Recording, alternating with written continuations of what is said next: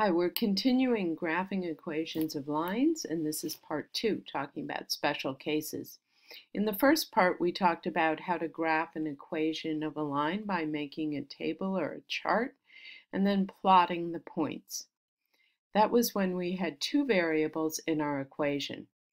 The first of our special cases is when you only have one variable, such as y equals a value, or x equals a value. So there's only one variable in each of these special cases. Let's start with y equals. Y equals some value means that for any value of x, y is always the same number. In this case, what would our chart and graph look like? Let's look at the example y equals -2.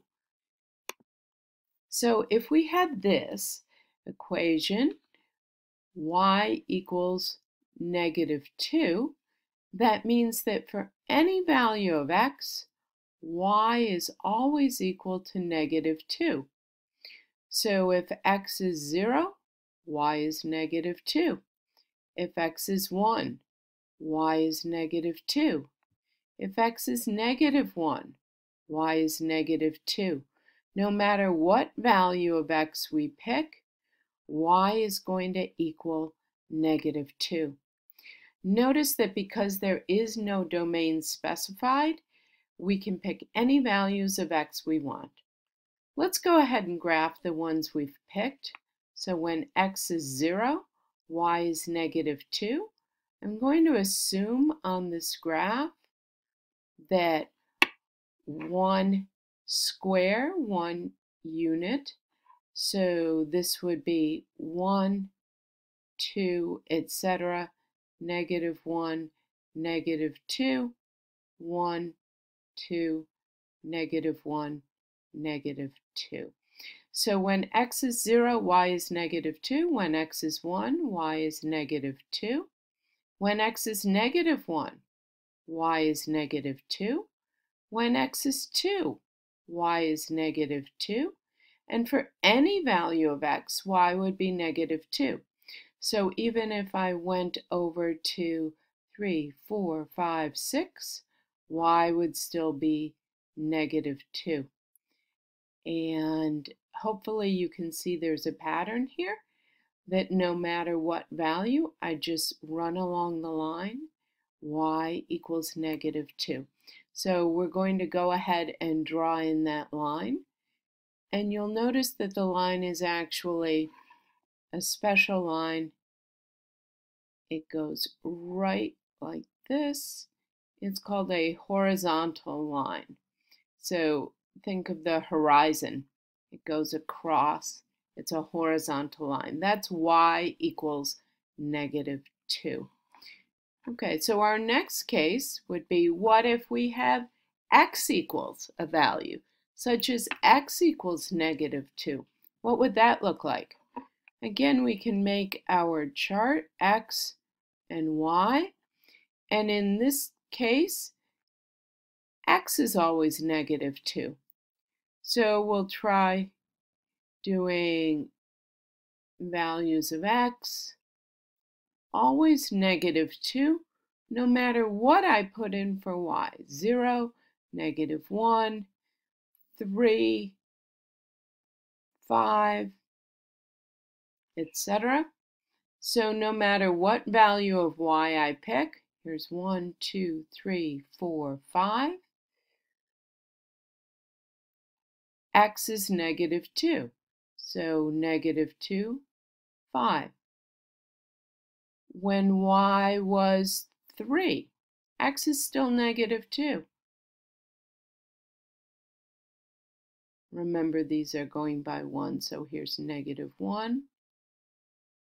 This is -2. So when y is -1, x is -2. So y is -1, x is -2. When y is 0, x is -2. So y is 0, x is -2. Hopefully you can see that all of my points are along this line that goes straight up and down. As you probably know, that's called a vertical line. So when I have x equals a value, I end up with a line that is straight up and down, called a vertical line. The last case we're going to look at is when I have a specific domain. So usually we assume that our domain is all real numbers, which means I can pick any number for x, unless a specific domain is given. Here's an example where they do give a specific domain. Graph y equals 2x plus 1 for this, and we read this as -3 is less than or equal to x is less than or equal to 1. That means x is between -3 and 1. So what we do with that is we say that the smallest value that x can be is -3. So let's go ahead and put that for x as one of our values, -3. The biggest value x can be is 1. So I'm going to use that as a value for x as well. And then I'll pick a number in between. 0 usually works out well because it's easy. Notice that I've already solved this for y, so it's going to be easy to find my corresponding y coordinates.